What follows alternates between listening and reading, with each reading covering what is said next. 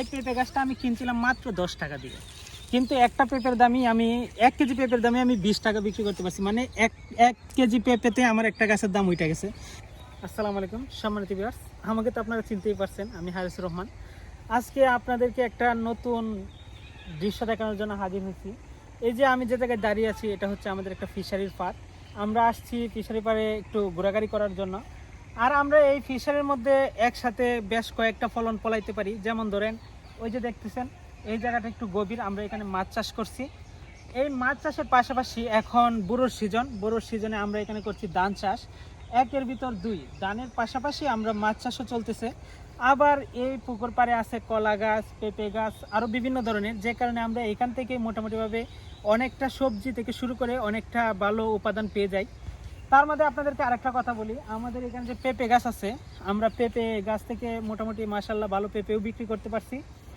আর এই যে ধানটা দেখতেছেন, আমরা এই সিজনের মধ্যে এই ধান থেকে যখন ধানটা একটু উঁচু হয়ে যাবে, ধানটা যখন একটু ভালো হবে, তখন আমরা মাছটা ওই ধানের মধ্যে ছেড়ে দিব। আমরা একের ভিতর দুই পেয়ে যাচ্ছি, ধান চাষের পাশাপাশি মাছ। আসলে ধানের পাশাপাশি মাছ চাষ করলে দেখা গেল কি যে মাছটা তাড়াতাড়ি বড় হয়ে যায় এবং ধানটাও খুব সুষ্ঠু সুন্দর হয়। চলুন আমরা আরেকটু সাইডে যাই। আমি এই ফিশারি পাড়ে লাগাইছি একটা তাল গাছ। আল্লাহর রহমত তাল গাছটা বড় হইতেছে, যদিও বা এই তাল আমাদের কপালে আছে কিনা জানি না, তবে লাগায় রাখলাম যাতে ভবিষ্যৎ প্রজন্ম এটা খেতে পারে যদি ভালো হয়। আর এই যে আমাদের একটা পেঁপে গাছ দেখেন, এই পেঁপে গাছের মধ্যে এই যে একটা পেঁপে পাকা পাকা অবস্থায় আছে। তবে দুঃখের বিষয় কি জানেন, যদি একটা পেঁপে পাকে, আমরা যদি এটা ঠিক সময় মতো টের না পাই, তাহলে আমরা এটা খেতে পারি না। চলুন আপনাদেরকে আমি আসলে একটা পেঁপে পাকছিন তারপর কি হয়েছে দেখাই। আর এই যে কলা গাছগুলো দেখতেছেন, আমরা কলা গাছ থেকেও মাশাল্লাহ ভালো কলা বিক্রি করতে পারছি।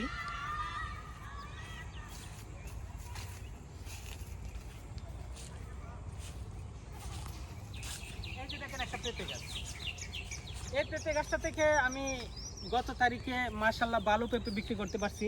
এই পেঁপে গাছটা আমি কিনছিলাম মাত্র 10 টাকা দিয়ে, কিন্তু একটা পেঁপের দামই আমি 1 কেজি পেঁপের দামে আমি 20 টাকা বিক্রি করতে পারছি। মানে এক কেজি পেঁপেতে আমার একটা গাছের দাম উঠে গেছে।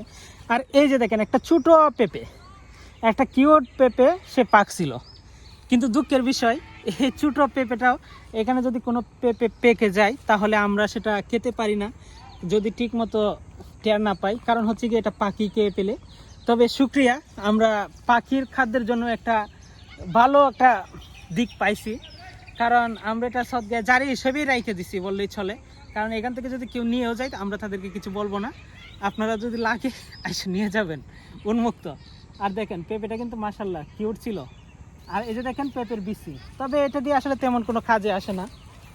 আর এই যে আরেকটা পেঁপে গাছ, পেঁপে গাছটা মোটামুটি ভালো লম্বা হয়েছে।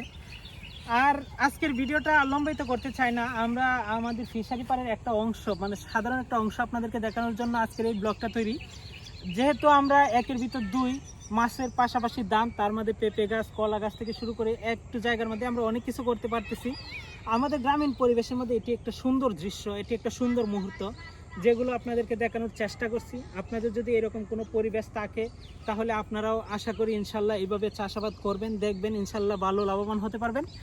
আর আমার এই ভিডিওটা যদি আপনাদের ভালো লাগে তাহলে লাইক কমেন্ট শেয়ার করে আমার পাশে থাকবেন। আমাদের চ্যানেল নতুন হয়ে থাকলে সাবস্ক্রাইব করতে ভুলবেন না। আজকের জন্য এই পর্যন্তই। আসসালামু আলাইকুম রহমতুল্লাহ।